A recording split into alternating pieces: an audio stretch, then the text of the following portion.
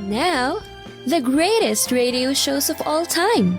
Suspense. The Shadow Node. Washington calling David Harding, Counter Spy. Classic radio theater. The Great Gildersleeve. Fibber McGee and Molly. Dragnet. Gunsmoke. The Lone Ranger.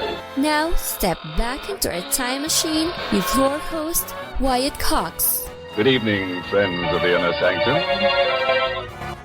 Ronald and Benita Coleman, Mr. and Mrs. Ronald Coleman, in an episode of the program The Halls of Ivy. This episode was originally broadcast on March 19th, 1952, as Ivy College's oldest living graduate comes to visit.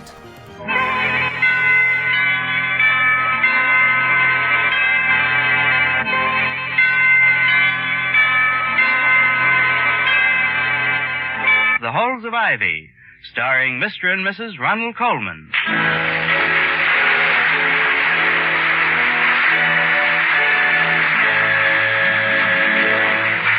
Good evening, this is Ronald Coleman. And Benita Coleman. Inviting you to join us again on the campus of Ivy College. Now,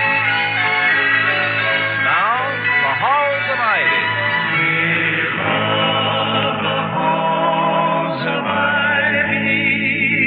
That surround us here today. Welcome again to Ivy. Ivy College, that is, in the town of Ivy, USA. Most institutions such as Ivy seem quickly to acquire an atmosphere of age and permanence. So much so that it's hard to imagine a day when they were brash new infants in the field of education. But everything good has a beginning, and Ivy's beginning is commemorated each year at the annual Founders' Day celebrations. This year's honored guest is Ivy's oldest living alumnus, Silas Livingston, who arrived late last night at the home of President William Todhunter Hall. And so we find Dr. Hall's lovely wife, Victoria, quietly planning a breakfast tray in the kitchen. Now, let me see.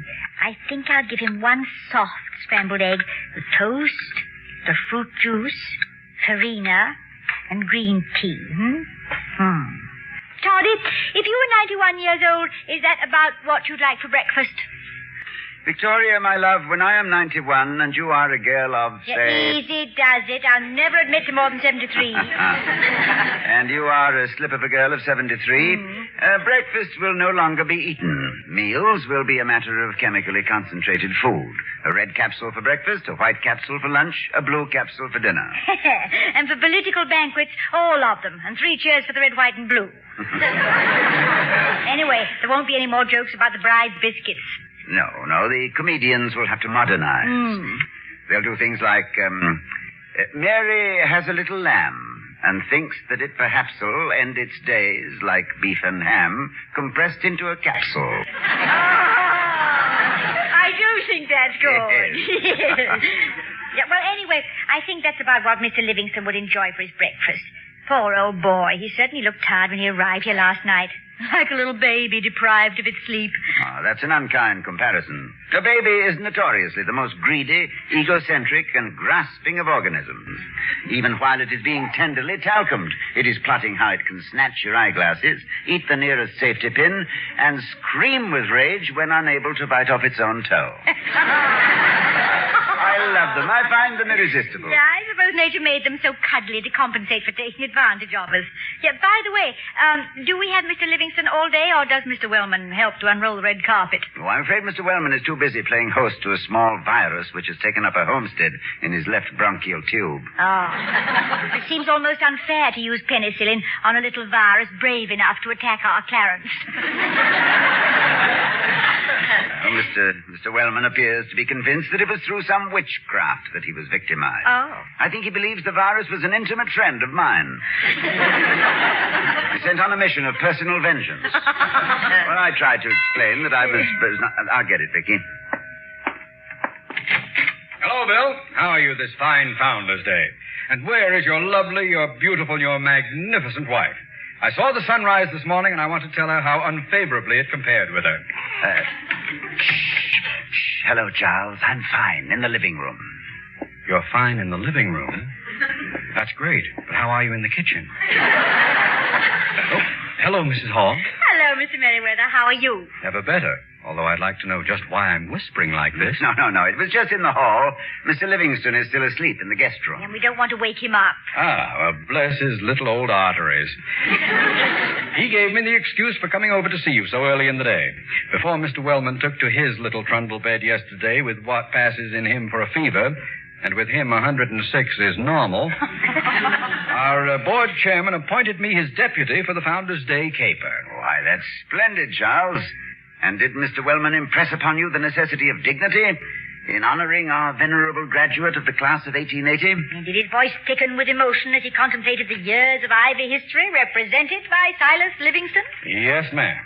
With his head thick with emotion or something, he briefed me. Said he, trembling with hope and avarice, "Merriweather," he said, "you'll answer for it if that refugee from a mausoleum gives this college less than $25,000. Mr. Wellman is going to leave no Livingstone unturned, is he? Well, in that calculating machine which serves Clarence for a heart, we must recognize a certain amount of sentiment, ma'am.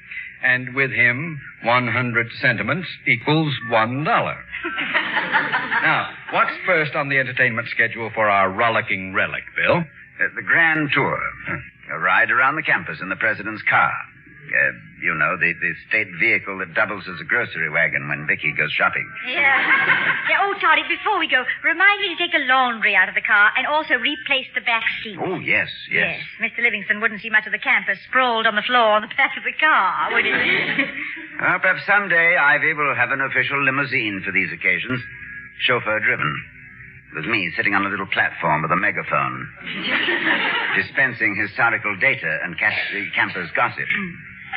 There'll be a small placard which says, "Please do not tip the guide." Over which I will hang my overcoat.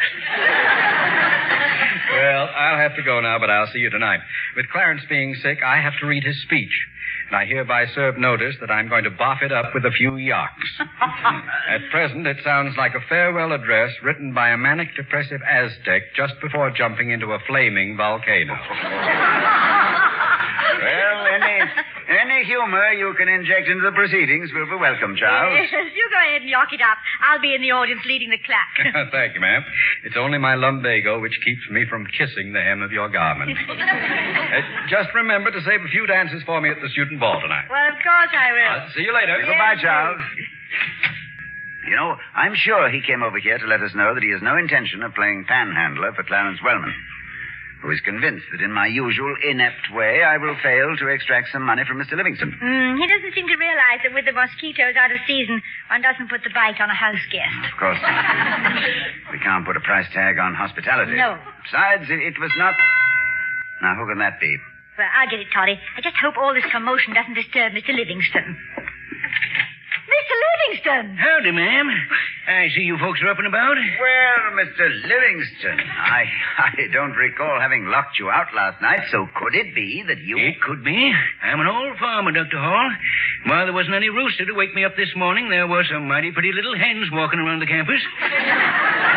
So I went out to check the chickens. Well, they tell me that every American boy at one time or another wears a little celluloid badge that says Chicken Inspector. You've just kept yours longer than most people. Well, it's an American tradition to keep an appreciative eye on our poultry, Mr. Livingston. After all, this country was founded on a Plymouth Rock. Yeah. Anyway, I tried to get out as quietly as I could. I didn't want to wake you. Young folks like you need your sleep. But I was waiting to send up your breakfast. Yeah, figured you were, girlie, figured you were. Soft eggs, soft cereal, soft words. Can't stand any of them. So I stopped at that stand down the road a piece and had a hamburger and onion as thick as a double eagle. And a cup of coffee strong as a good Jersey bull. Well, as a matter of fact, Mr. There's Livingston... a lot of improvements around here, including co-education. That little co helps in education, I think. Yes, sir. Co is an abbreviation for company, and everybody needs it. Oh, excuse me for interrupting you, Dr. Hall. Rude habit of mine. When you're 91, you haven't got time to listen to other people talking. You never know, and you'll be interrupted for the last time yourself. Oh, say, Mrs. Hall. Well, you're a real cute girl. Last night you weren't standing in the light where I could see you. Oh, Mr. Livingston, I'm beginning to think it's a good thing this college wasn't coeducational when you were here. It wasn't ready for you. What's on the schedule today, Mr. President? After a ride around the campus, which, as you've already noticed, has changed considerably since 1880, we shall visit the chapel, where the student body will assemble to meet you. Then we will proceed to... Excuse me, Mr. Livingston. Dr. Hall speaking. Oh, yes, Mr. Wellman, how are you? Oh, I'm sorry to hear that.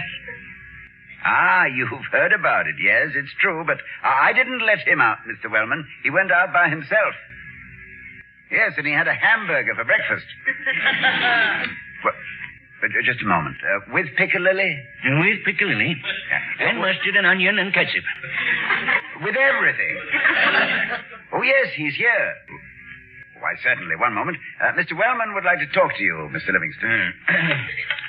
And it's Silas Livingston. Who are you? Oh, chairman of the board, eh? Mm-hmm. Yeah. Yes, yeah. Now, wait a minute, young fella. You talk too much and too fast. There you are, lying sick abed, and you're trying to tell me how to take care of myself. Yeah, what? That's enough now. You've got to learn how to relax, or you'll burn yourself out before you're 80. I say that's enough. Goodbye.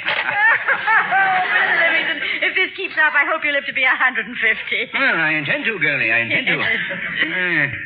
He wants something from me, that young fella, and I'll bet it's money. Well, how can you tell on such a short acquaintance? Oh, Victoria, Mr. Livingston is a farmer. He's been around domesticated animals long enough to know when they are looking for a little sugar.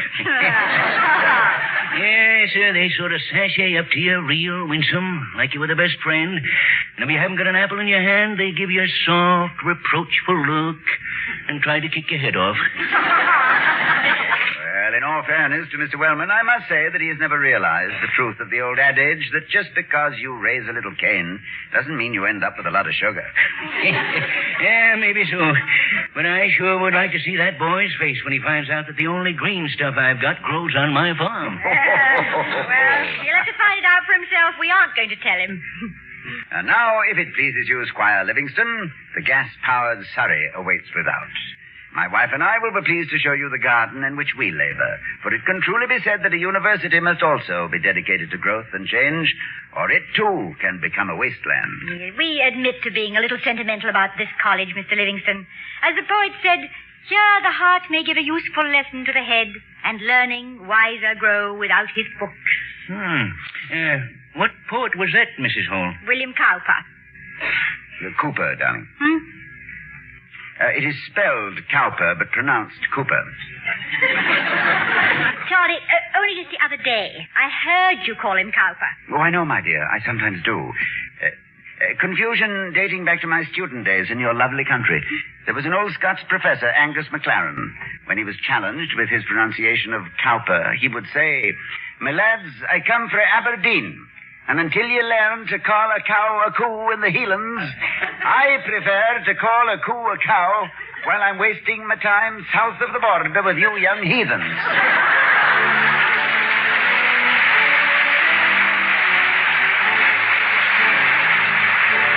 March 19th, 1952, The Halls of Ivy on Classic Radio Theater with Wyatt Cox.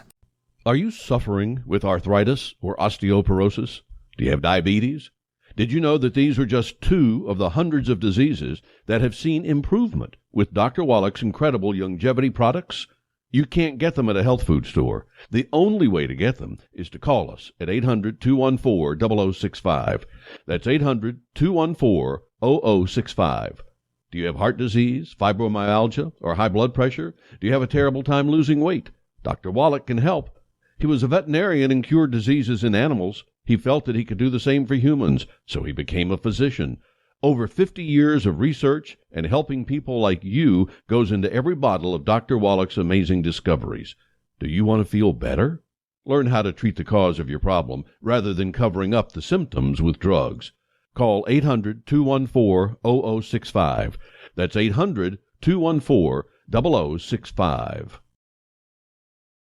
Now on Classic Radio Theater with Wyatt Cox, more The Halls of Ivy. March 19th, 1952. As we return to the halls of Ivy, it's the evening of the same day. We find Dr. and Mrs. Hall and Mr. Merriweather on the sidelines of the Founders' Day Student Ball. They've just come from the alumni dinner, and as Mr. Merriweather observes... Well, that certainly was the shortest dinner on record. And the shortest faculty reception, and the shortest student chapel. Now, don't tell me that Gaffer Livingston broke them up, too. Oh, he most certainly did. He has a dislike for pompous occasions, which amounts to a phobia. The psychologists, I suppose, would call him a ceremony-phobiac.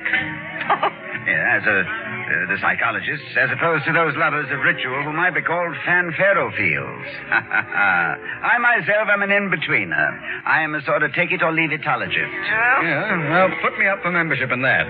I've been an MC on several occasions, but I found that the best way to master a ceremony is to stay away from it. What did our guest do at the chapel? Well, he acknowledged William's introduction with great charm, and then said, if my memory serves me right, and it serves me good and right, you would all rather be outside than in here, so consider yourselves dismissed. but they reconvened outside the door, where he stayed for 2 hours and captured their hearts completely. Yeah, well, where's the little leprechaun now? You know, he moves faster at 91 than I did at 20. And I was known as Where'd-he-go Merriweather. When I last saw him, he was engaged in light banter with the Junior Phi Beta Kappa and the Ivy homecoming queen. And he had both of them in a delighted trance. If I were only his age. It's terrible to be as young as I am. A callow 60. Well, age is a matter of outlook, not years, Mr. Merriweather. And as long as you can still get out and look, you're young. Uh-oh, here comes the oldest living alumnus. Hey, what are you folks standing around here for? Like last summer's corn stubble. Why don't you dance with the president's wife, son? Mr. Livingston, for somebody to call me son is so refreshing I'd burst into a Charleston if the floor wasn't so crowded. Praise be. Well, just because you're on the board of governors, boy, don't mean you can't relax. I got a theory that sitting around a boardroom table does something to the character. Well, I've heard it said that the difference between a chairman and the rest of the board is that the motion goes through the membership and the chairman just goes through the motion. Anyway, Mr. Livingston, Mr. Merriweather did ask me to dance, and I told him I was saving this one for you. Oh, no. Thanks anyway, girlie. Can't dance this kind of dancing. Just isn't sociable. Well, dancing isn't dancing unless everybody joins in. These kids don't know what real fun square dancing is. Oh, but they do, Mr. Livingston. We have weekly square dancing sessions at the social hall. Every student has blue jeans or a calico dress and can do-si-do with the best of them. Is that right? Oh, yes. Well, sir, you're looking right at the finest fiddler this side of the Ozarks. No one at home is the high-fits of the hayloft. How wonderful. Oh, dear, what shall we do for a caller? Mr. Merriweather, do you think you... Oh, no, not me, ma'am. No, maybe one of the students. Wait a minute. I know the best caller east of the Great Divide, if I may use the term so soon after March 15th. Now, what's he up to now? Oh, something outrageous, I'm sure. Ladies and gentlemen, scholars, members of the student council, and gate crashers. Our distinguished guest, Mr. Silas Livingston, is, by his own admission, a gifted square dance fiddler who has put more turkeys in the straw than Cain's warehouse, which is a theatrical joke for Mrs. Hall and myself only. So line up your sets and bow to your lady. We're going to square dance. I wonder who's going to call. And for a caller, friends, as the cream rises to the top, we skim this one right off the lip of the separator. For our caller, I call upon Dr. William Todhunter, Tex Hall. No, really, I couldn't. Good heavens, I don't. Come on, Charlie. Come on, it's a splaendid idea. Not me, please. Yes. Vicky has been so long. Come on, Bill, come on. You've been elected unanimously. I'm sorry, Charles. It's a little out of my... Oh, no. After all, Bashful, are you, son? No, it isn't that. It's just that I don't... for small faculty parties, perhaps, but... All right, Bill. I'll see who else I can find. Oh, well, Charles, if you insist, of course. String your fiddle, Mr. Livingstone. Yippee!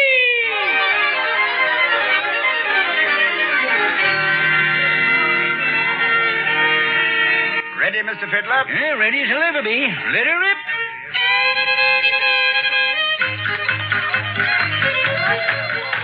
Now, honor your partner, lady on your left. All join hands and circle left. Go roll back about a mile, lady in the lead in the gentleman wire.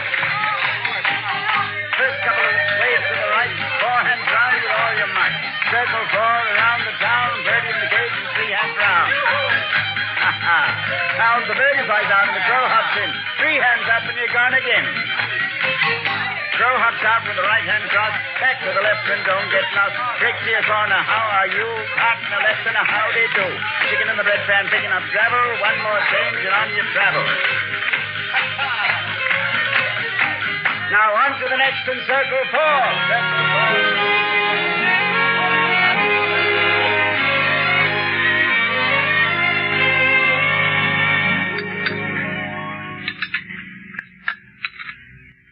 That was good, Vicky, my darling. I can understand now the full meaning of giving a condemned man a hearty breakfast. It prepares one for any eventuality. Who's condemning you and for what? Well, I'm afraid, my dear, that some of our more straight-laced board members might take exception to my public exhibition last night. I wonder if I did the right thing. Well, of course you did. You were perfectly splendid. Oh, I don't think after all, I had never... Was I really? Well, you most certainly were. Everybody thought you were the greatest thing since Paul Bunyan. And if Bunyan isn't the patron saint of the square dance, he should be. From March 19th, 1952, The Halls of Ivy. I'm Wyatt Cox. Thank you for tuning in to Classic Radio Theater with Wyatt Cox. The conclusion follows these important words from your favorite radio station. No offense, but are you a little fat when you look in the mirror? How would you like to learn the secrets to lose 3 to 5 pounds a week easily without joining the gym or going through any crazy diets? It's called Body Sculpt by Med Diet. For the last 2 decades, we've been helping people just like you that have pounds they want to shed. We've helped millions of people lose thousands and thousands of pounds over the years. And now it's your turn. Learn the secrets of how to lose weight with one simple phone call. You'll see an amazing difference in a matter of days. Don't believe us? We'll offer you a money-back guarantee. If you're ready to start losing weight right now, call right now to learn more about your risk-free order to Body Sculpt. Call for your risk-free offer. 800-738-5332. 800-738-5332. 800-738-5332. That's 800-738-5332.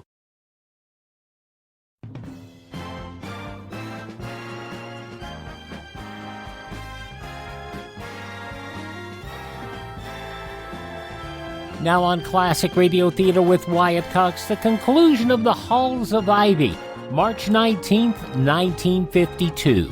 Well, square dancing is a social release. It gives otherwise shy and retiring people an opportunity to kick up their heels, bow from the waist, curtsy and sashay. In mock seriousness, they are acting as pioneers. And at last, for a brief time, they regain the mutual shoulder-to-shoulder, hand-in-hand group spirit of their frontier forebears. It is this group spirit which... Do you think if I write this out in pamphlet form that Arthur Murray would buy it? Let's tell it to the Board of Governors first, shall we? Good point, yes. But as an American institution, I don't see how Ivy's governors could frown upon a square dance on Founders' Day. Oh, what's a frown? Just a couple of eyebrows getting together for a little gossip. After all, our country was born to the ribald tune of Yankee Doodle. John Henry laid steel rails with a 30-pound hammer in his hand, singing She'll Be Coming Round the Mountain When She Comes. Woo, woo. Blow the man down, they shouted, going around the horn. And drill, ye tarriers, drill, as they cut through mountains. And when they spread out in the lonesome wilderness, they sang, Yippee-I-O-Ki-Yay. Well, can you tell me why our Yippee-I-O-Ki-Yay isn't just as pretty as your Hey Nonny Nonny? I mean, offhand, I don't really know whether... Oh. Yes? Oh, yes, Mr. Wellman, this is Dr. Hall, also known as Tex Hall. I most certainly did, and I do not consider it undignified.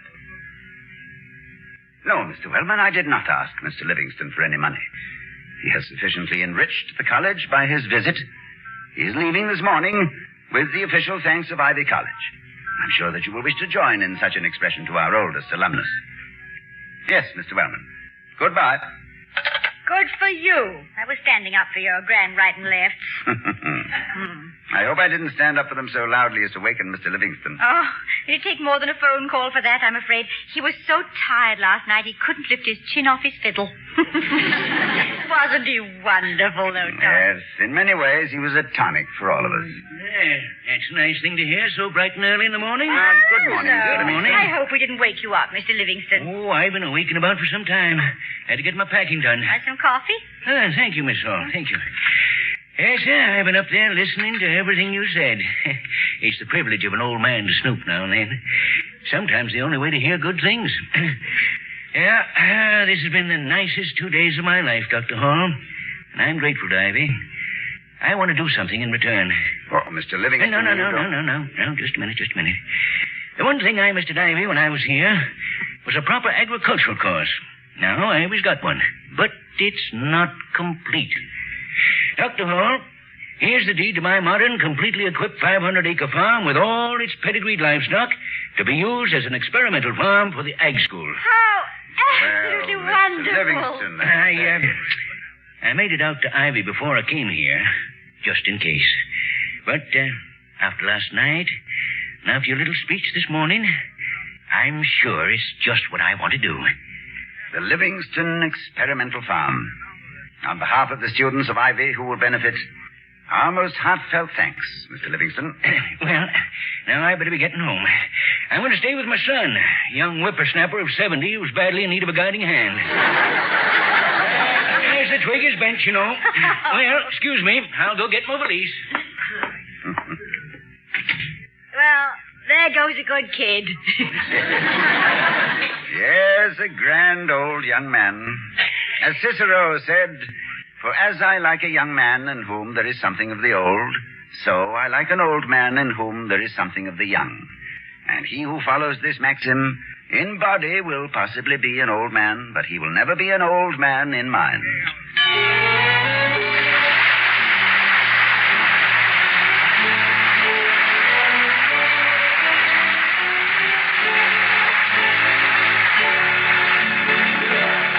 March 19th, 1952, The Halls of Ivy on Classic Radio Theater with Wyatt Cox. Are you in bad pain? You know what I mean. Your knees hurt. Your shoulder hurts. Your elbow and back are constantly killing you. And I'm sure you've tried every pain pill or cream available at the drugstore. Am I right? Well, here's something you haven't tried. Pain Magic. Pain Magic is not available at any drugstore. The only place you can get it is by calling the special toll-free number I'm about to give you. And to make things even better, call right now and find out about our buy one, get one free offer. We're so confident it'll work for you that we offer a free bottle with your purchase. No prescription required. Call now to learn how you can get Pain Magic and get rid of your pain. Remember, your results may vary. 800-492-8164.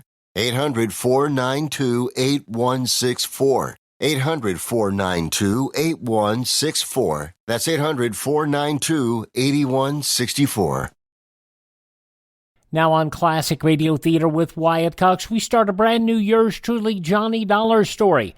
This one, The Jolly Roger Fraud Matter, was originally broadcast on March 19th, 1956. From Hollywood, it's time now for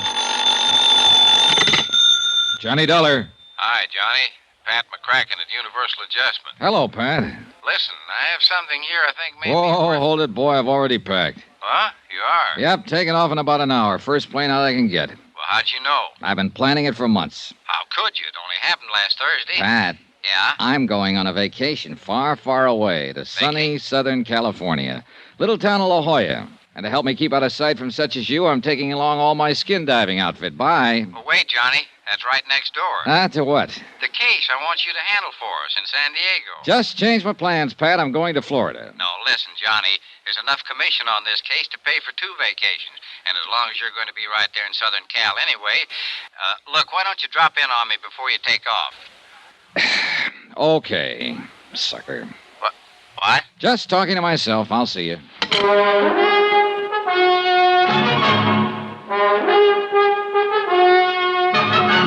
Tonight and every weekday night, Bob Bailey in the transcribed adventures of the man with the action-packed expense account, America's fabulous freelance insurance investigator. Yours truly, Johnny Dollar.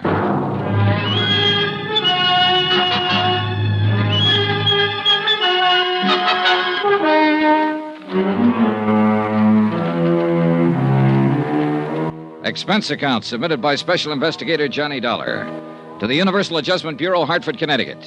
Following is an accounting of expenditures incurred during my investigation of the Jolly Roger fraud.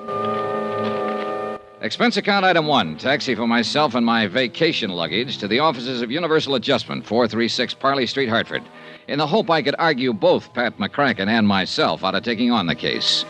The last 2 cases I'd handled for Pat had almost cost me my life, and I was beginning to be a bit superstitious about anything he had a hand in. But trying to talk him down was like trying to talk down your mother-in-law. Maybe your skin diving trick will help you crack the case. But the main thing is you're going to California anyhow. This way you can put your whole vacation on expense account. Pat. And, baby, if I know you'll run down the case in about 2 days, come up with a swindle sheet for a couple of weeks. Pat. To say nothing of the commission I mentioned over the phone. Listen, will you? You see, the Jolly Roger was insured by Southwest Maritime Insurance and Liability for 460 G's. Bert Parker, in their San Diego office, can give you all the dope on it. Bert Parker? Sure, you remember him. Handed you the Molly Kay matter a few months ago. A very profitable case for you, wasn't it? Well, wasn't it? Yeah. Yeah, but now look, So you'll clean up on this, too. The Jolly Roger, you know, was one of the finest seagoing yachts on the West Coast. No, I didn't know. But, Pat, I'm not going Big diesel job, 110 feet long. Floating palace. Probably the most luxurious wooden hull job built since the... Wooden hull? 110-foot diesel job? Wooden hull? And that, unfortunately, is why she burned to the waterline before the weight of her engines carried her down to Davy Jones's locker. Total loss, huh? Total. $460,000 gone. That's too bad.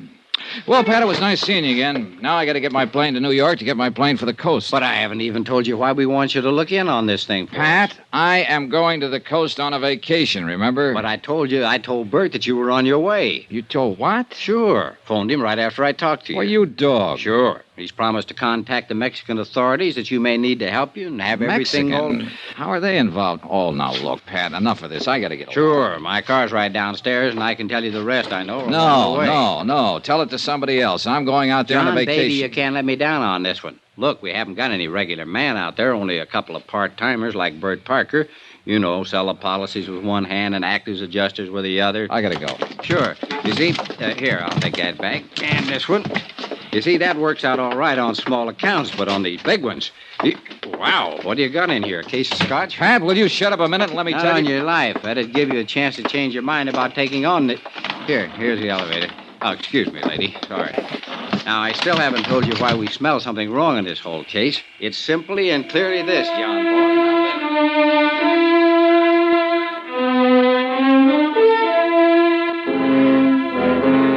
Yeah, it's simply and clearly this. The diesel yacht Jolly Roger was owned by one Paula Zaganian, ex-rum runner, ex-gun runner, ex-shipping magnate, suspected spy through 2 world wars, and generally undesirable character, despite the millions he'd made.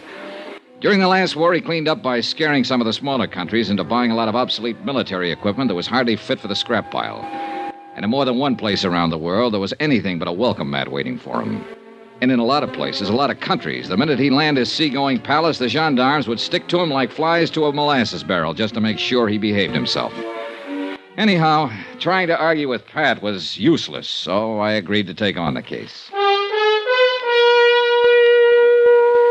Expense account items 2, 3, and 4. $190, 4 cents. Plane fares and incidentals, Hartford to New York, New York to Los Angeles, L.A. to San Diego, where I hope to grab a cab to La Jolla before Bert Parker could find out I'd arrived. But I was met at the airport, but not by Bert Parker. Mr. Dollar. Yeah? I thought you were by the description. Well, don't tell me they've got me on those wanted posters out here, too. Oh, silly. I'm Jan Penny, in Mr. Parker's office.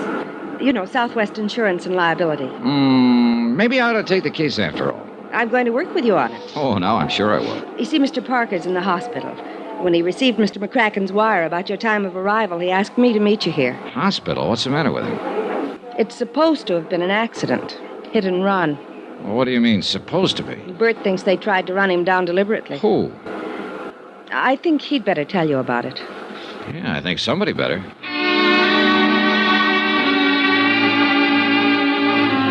We picked up my luggage, dropped it off at a hotel. I phoned the place I'd made a reservation in La Jolla and told them I might be a day late. And Jan Penny and I went on over to the Queen of Mercy Hospital to talk with Bert Parker. On doctor's orders, I went into his room alone. Bert looked terrible. So glad you could make it, Johnny. Hey, you sure you ought to be trying to talk, Bert? Look, why don't we forget it now? I have to talk. Well, I can, Johnny. They try to kid me, tell me I'll be out of here in a couple of days. Lying, I saw the chart. Internal bleeding. Hey, Bert. Bert, take it easy, will you? Look, the doc said you have to take it easy. Why can't your gal Jan tell me all I need to know on the case? She can't accept this getting run down. Yeah, she said she thought it wasn't an accident. She thinks. I know. Yeah? Phone calls. Threatening phone calls. Threatening? About what, Bert? Because of holding up on this claim. Somehow somebody found out I called Hartford. Asked for investigation. Who? Nagin denies that he... The owner of the Jolly Roger? Yeah. Denies knowing anything about the calls, but they weren't kidding, Johnny. That's why I'm here. Then they probably know I was asked to come out here. Johnny. Yeah? Johnny, better go back. Drop this one. Oh, Bert. If they know you're here, they may try to... Johnny. Yeah? Hurts, Johnny. Nurse. 3 hours later, while Jan Penny and I paced the corridor, Bert Parker died. The only thing I'd learned from him was that I'd better be careful. Mighty careful. I took Jan Penny to the roughest, toughest dive I could find, Ray Kemper's Cat Club, in the hope we could both drown a sorrow or two. Why, Johnny? Why did it have to be Bert? You liked him, didn't you? I loved him. I loved Bert. Now he's... Let's have another drink. Hey, Jan, don't you think maybe... Okay. Waiter! Waiter, 2 more, please. I know this is no way to face it, Johnny. It's all right, Jan. I came out here like everybody does. Every young female kid who's been told she's prettier than the rest. You know, yeah, the movies, Hollywood, glamour, all that stuff. Yeah, I know. But it was rough. It was too rough. And I couldn't play the game they seemed to want to play out here. And I was all set to go back to the farm country and settle down to the same dull. But then I met Bert. And instead of giving me just a lot of fast talk, he said he wanted to help me. And he did, Johnny. He really did.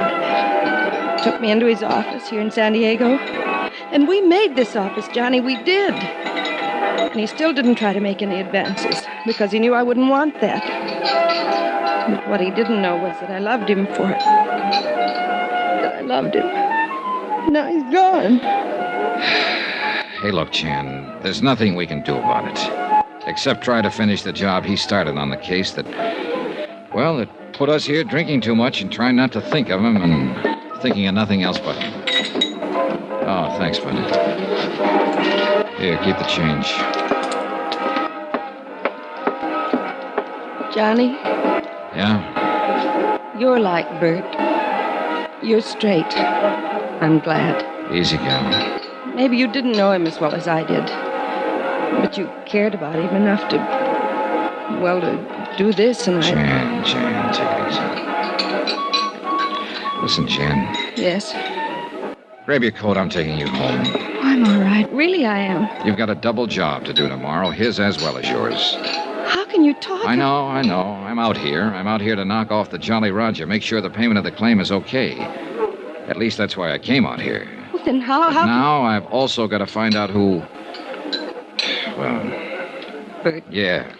And I'm going to need your help. All right, Johnny. Come on, Jan, grab your coat.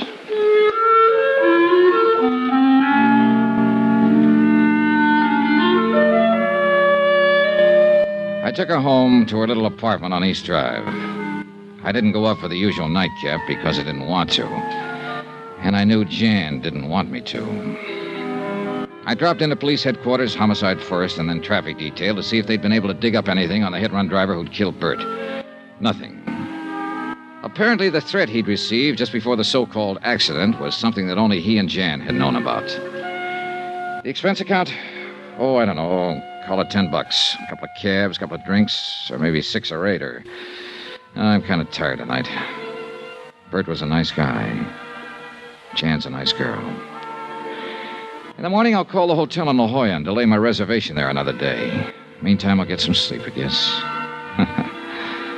Maybe I'll even cook me up a dream or two about skin diving and sunning on the rocks at La Jolla after all this whole rotten case is cleared up. Get myself a good winter tan to take the place of this high eastern pallor I've been trying to get. Oh.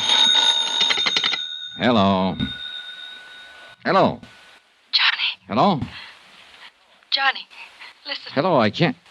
Jan? Yes, Johnny. Listen to me. Yeah. We must have been followed tonight. Huh? Jan? I got a phone call just a minute ago. Yeah? A man. He threatened me. What do you mean he threatened you? How? Who was it? I don't know. He said, if I help you, Yeah? there'll be another accident. To me. Jan. And to you. And to you. Listen, Jan. Oh, Johnny, I'm afraid.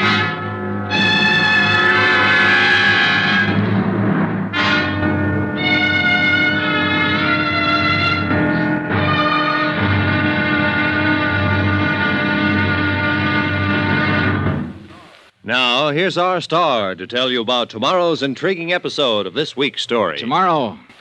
Well, it may sound corny, but where there's smoke, there's fire. Join us, won't you? Yours truly, Johnny Dollar.